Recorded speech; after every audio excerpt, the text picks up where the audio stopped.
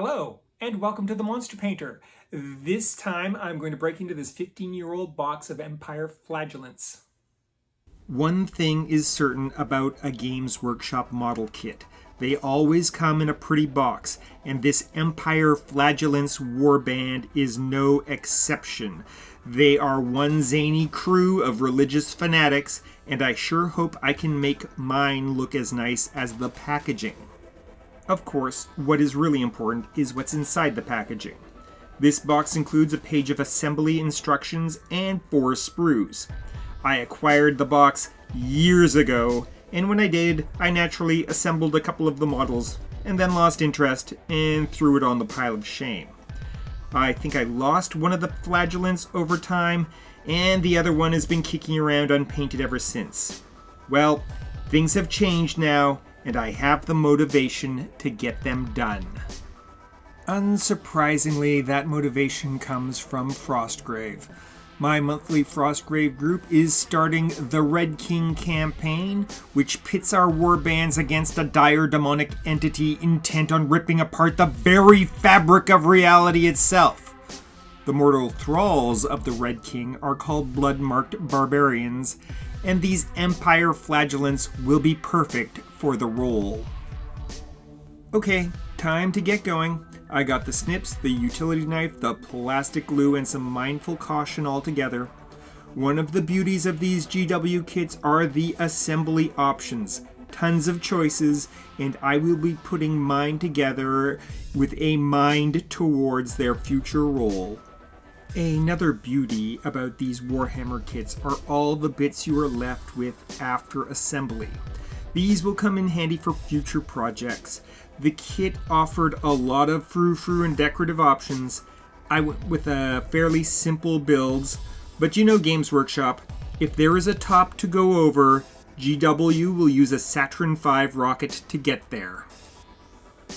Alright then, let's take a look at the assembled models. And the kit has delivered a crazy looking bunch of religious fanatics for sure. In their original Warhammer Fantasy Battles context, these blokes are wandering vagabonds displaced and left to ruin by the cruel and pernicious circumstances of war and violence that plague the old world. They are drawn to their prophets of doom and become nihilistic religious fanatics, wandering in groups across the breadth of the Empire, preaching a gospel of impending annihilation. When word of an impending battle reaches them, they gather together and march on the dreaded existential forces that humans of Warhammer are perpetually facing, seeking redemption and purification in the carnage that is fantasy battles. Yeesh, what a bunch of unpleasant nuts. These kits are still available for around £20, $34 Canadian, and they can be mustered in the video game Warhammer Total War. I'm not sure if they can be used in Age of Sigmar, and I don't care, because they are perfect as demon-worshipping barbarians. And so it is time to get these goons ready for their role in Frostgrave. As mentioned before, they will be the thralls of the Red King, the demonic antagonist at the heart of the Red King campaign. You see, the Red King is a hideous demon imprisoned in an alternate plane of existence.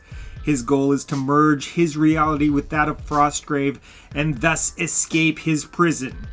And of course, like any super powerful villain trying to bend the fabric of reality to their own personal will, the Red King needs mortal minions to effectuate his plans. This is where the Blood Marked Barbarians come in. They are much tougher than the Lich Lord's death cultists and fanatically loyal, burning with such an intense rage that they occasionally burst into flames and transform into the even more dangerous and destructive Burning Men. At some point, I will have to get some models together for the role of Burning Man. But for now, I'm getting these barbarians ready.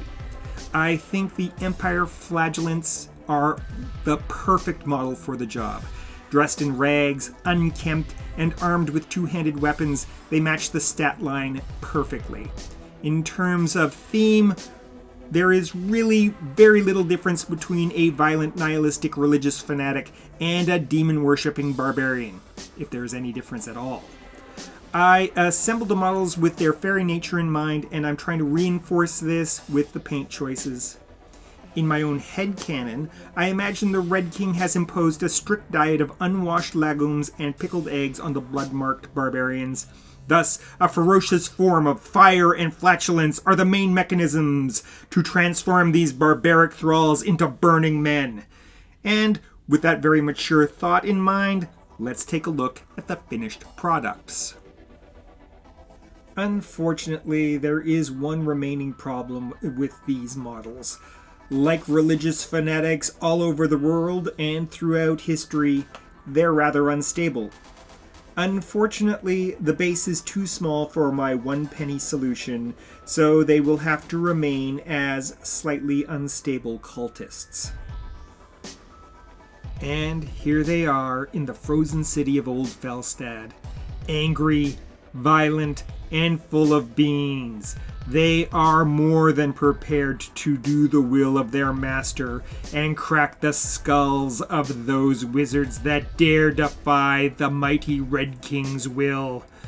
These flatulent flagellants are boiling with an unstoppable anger and are more than fit for the fearsome role of blood-marked barbarians. Now, these vicious fanatics were painted up for a game. The first scenario in the Red King campaign, to be specific. I made 9 of them and was a little worried I didn't have enough. Silly, silly me. We had a tremendous turnout for the beginning of the campaign, with no less than 9 wizards venturing into the frozen city. I always encouraged the other players to bring suitable stuff for the game, and so we had no shortage of crazed barbarian models suitable for the job. While this was delightful, it meant only one of my flagellants hit the table, seen here about to get clobbered by a mean little dwarf. It's all good though. I am sure they will get plenty of work over the course of the campaign. Greetings, fellow citizens! I am here to warn you about a dire dietary threat, and I'm not talking about the haunted cupcakes that plague humanity this time of year. This is a much more existential crisis.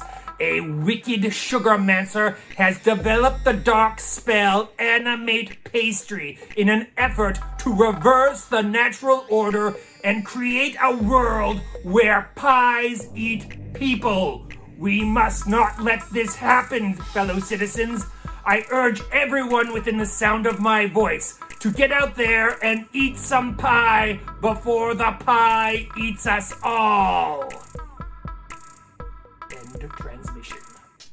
And now for this week's monster fight! This match pits a star spawn of Cthulhu, an unknowable monster from beyond reality, produced by Reaper Bones, versus a sweet innocent donkey, a little metal donkey produced by Reaper Darkhaven. Who will win? Let the dice decide! Well, I didn't see that coming. Let's see how this plays out in the ring.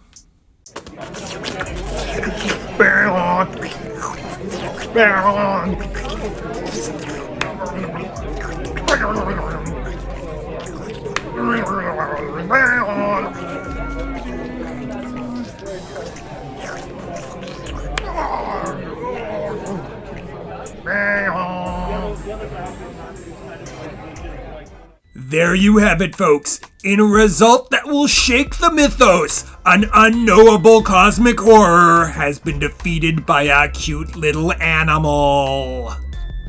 Remember to like, comment, subscribe, and ring the bell.